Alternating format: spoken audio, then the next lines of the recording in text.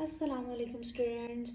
आज हम 9th class की न्यू बुक का चैप्टर नंबर 3 स्टार्ट करेंगे, सेट्स एंड फंक्शंस।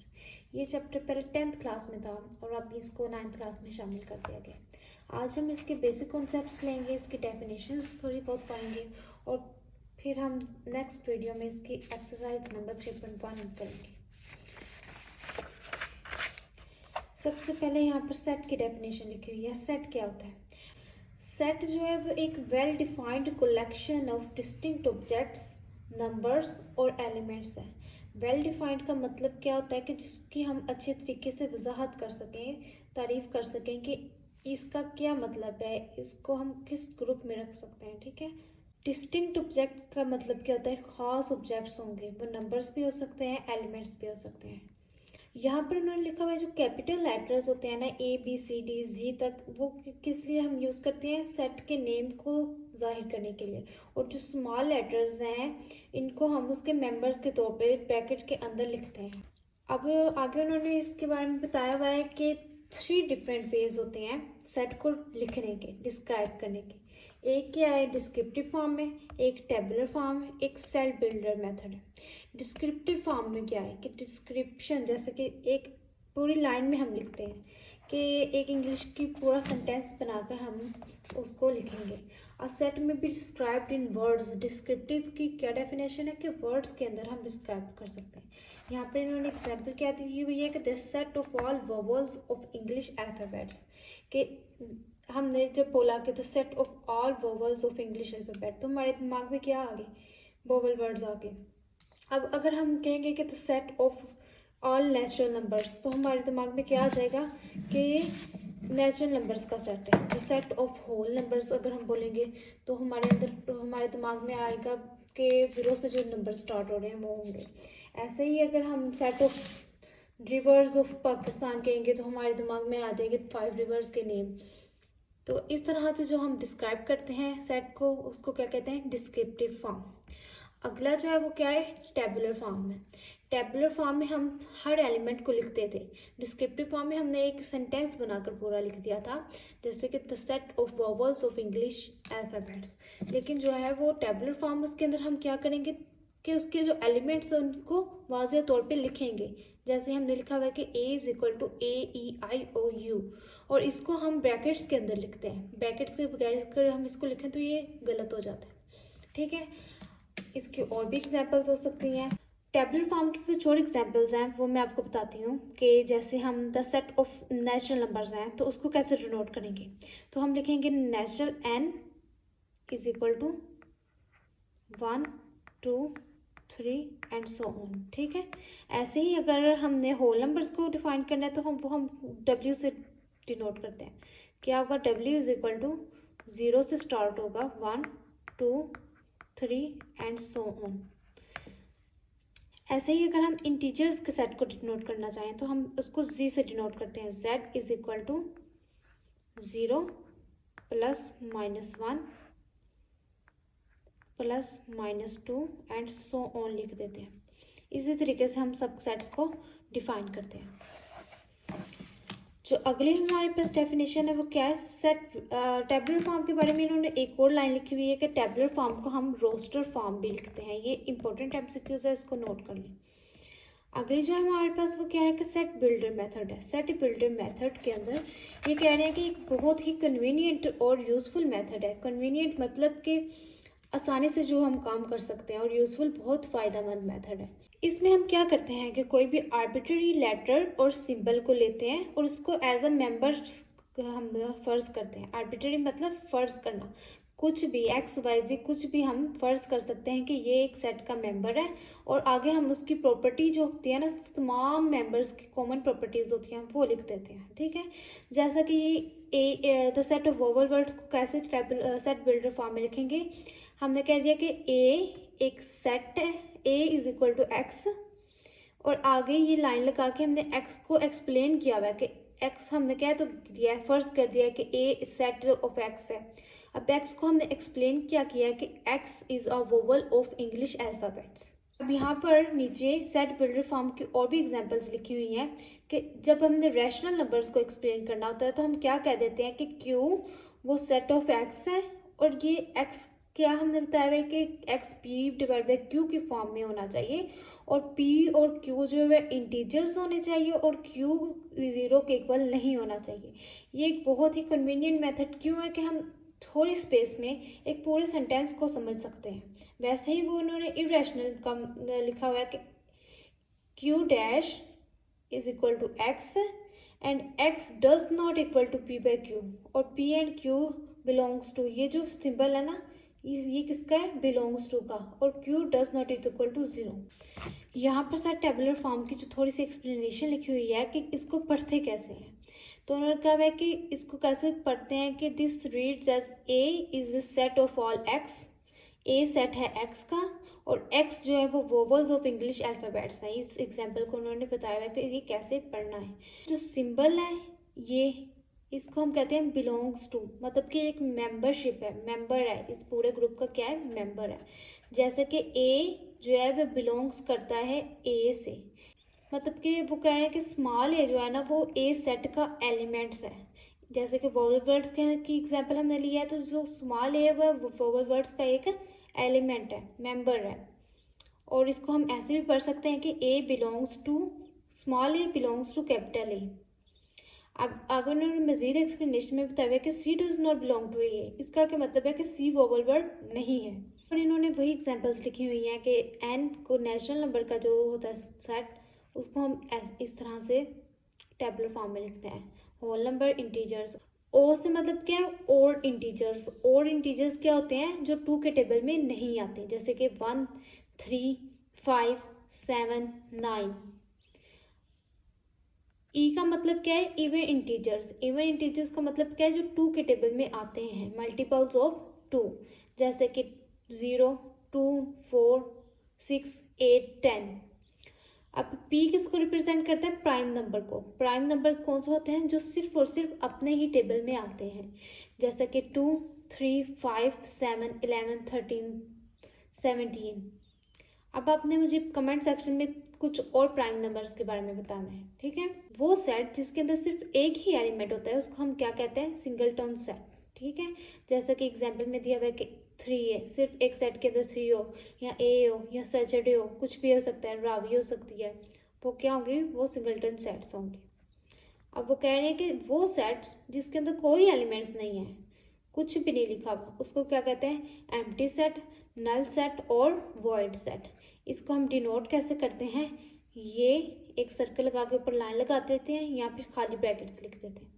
और ये देखें इस टेबल में क्या लिखा हुआ है कि वो कह रहे हैं कि अगर हमने ऐसे सेट लिखा 0, तो ये एक सिंगलटन सेट है हैविंग 0, क्योंकि इसके अंदर एक एलिमेंट है 0। इसको हम एम्प्टी सेट नहीं कहेंगे।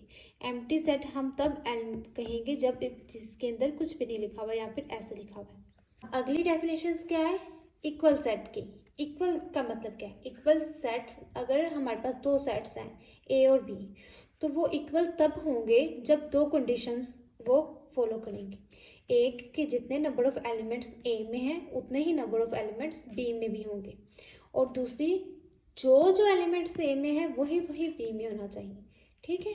जैसे कि यहाँ पे एग्जांपल दी हुई है 1, 2, 3, 2, 1, 3। इसके अंदर भी 3 एलिमेंट्स हैं, इसके अंदर भी 3 एलिमेंट्स हैं, इसके अंदर भी 1, 2, 3 है, इसमें भी 1, 2, 3 है। इनकी तरतीब थोड़ी सी डिफरेंट हो सकती है, लेकिन नंबर ऑफ एलिमेंट्स सेम होने चाहिए।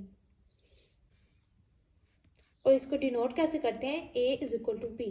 अगर आपको पेपर में आएंगी डेफिनेशंस, तो आपने इसकी 3 हेडिंग्स बनाएंगे। सबसे पहले आप लिखेंगे डेफिनेशन, यहाँ से लेके यहाँ तक डेफिनेशन लिखेंगे, फिर आप बताएंगे कि इसको डिनोट कैसे करते हैं, ए इज इक्वल टू बी, और फिर आप इसकी एग्जाम्पल लिखेंगे। एग्जाम्पल्स में आप कुछ भी लिख सकते हैं, ए बी सी भी लिख सकते हैं, 1, 2, 3 भी लिख सकते हैं, कुछ भी लिख सकते हैं। इक्वल सेट हो गया। अब इक्विवेलेंट सेट।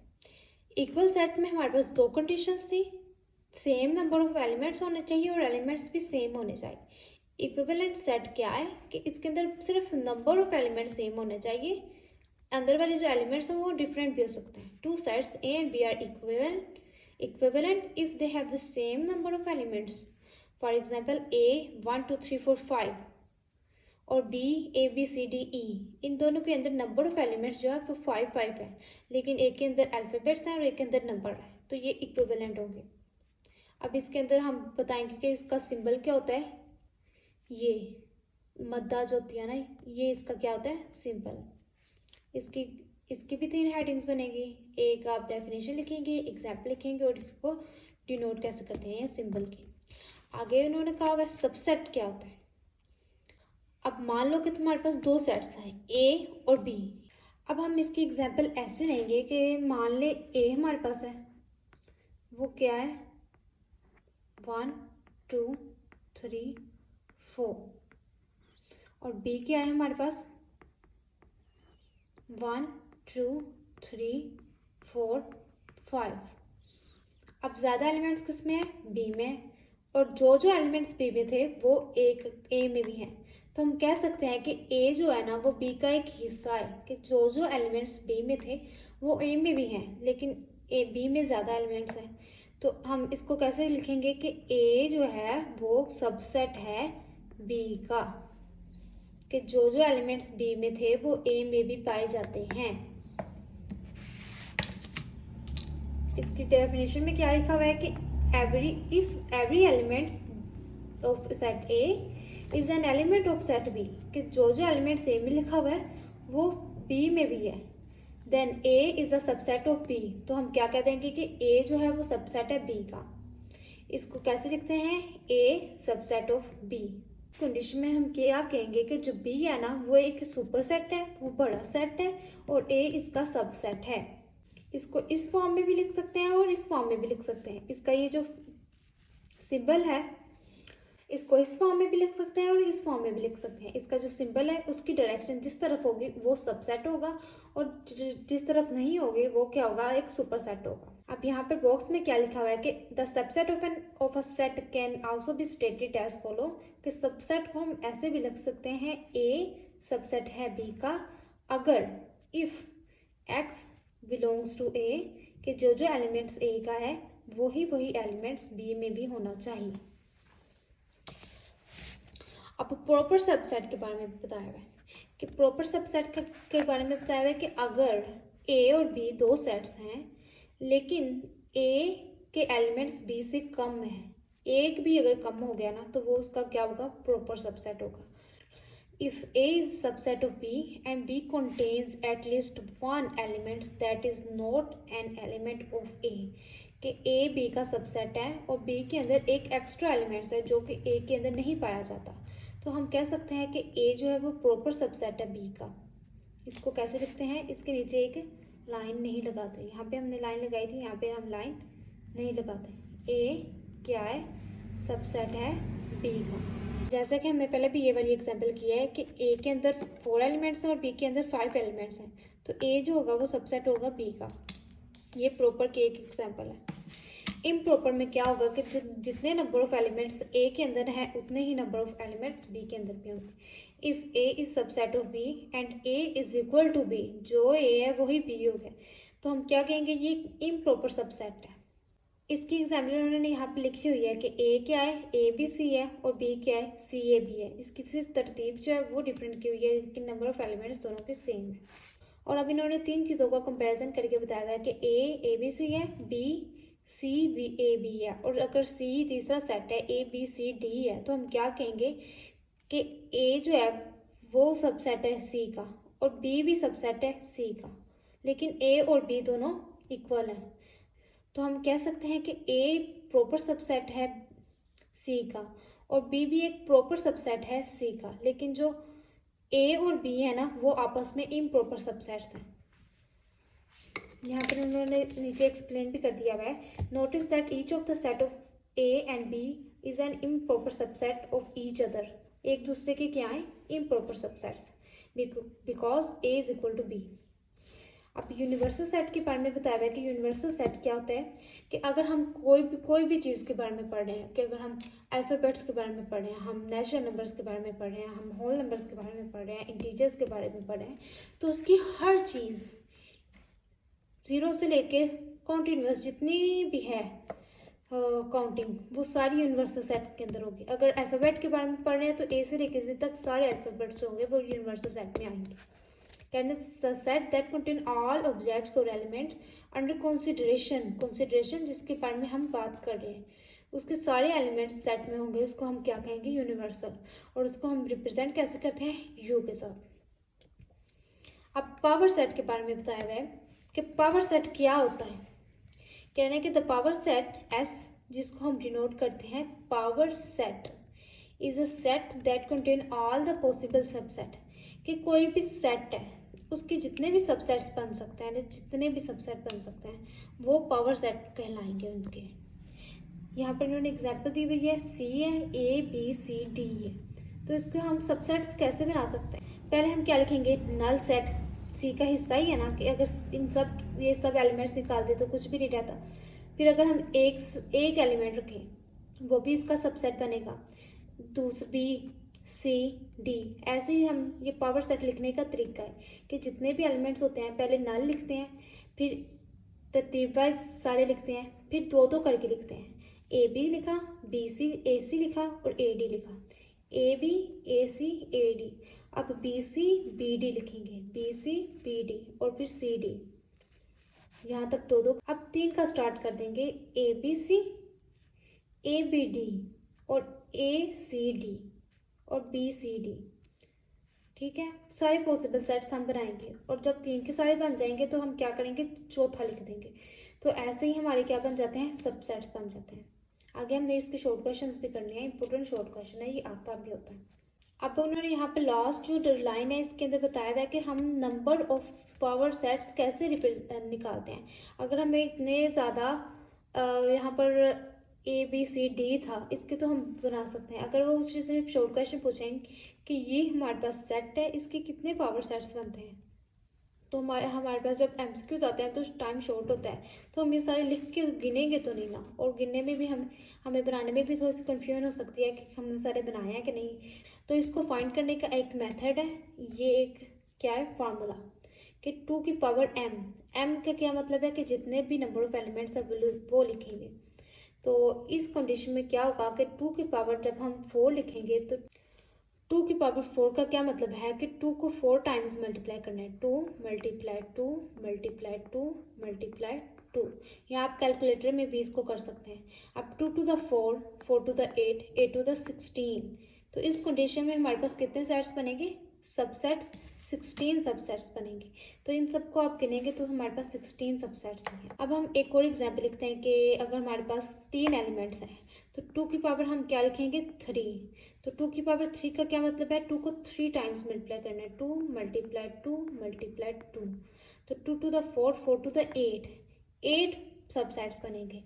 ये 3.1 की सारी डेफिनेशंस थी। अब अगली वीडियो में हम 3.1 को अच्छे तरीके से एक्सप्लेन करेंगे। ठीक है, अगर आपको ये वीडियो पसंद आई तो लाइक शेयर और कमेंट्स ज़रूर कीजिएगा।